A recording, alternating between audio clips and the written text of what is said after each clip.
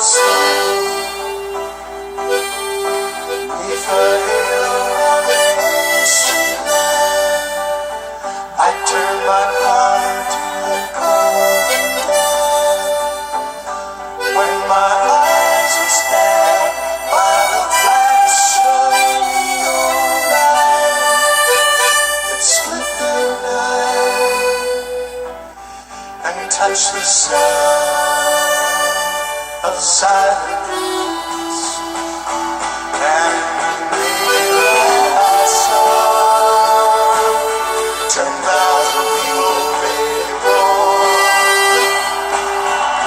people talking without speaking, people hearing without listening, people writing songs, their voices never shared. No one here disturbed the sound of silence. Fools and I silence like a cancer grows. Hear my words and I teach you.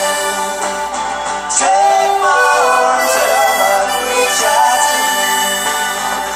But my words, like silent raindrops, fell and echo in the wells of silence. And people bowed and prayed to the neon god they made, and the sign flashed its warning.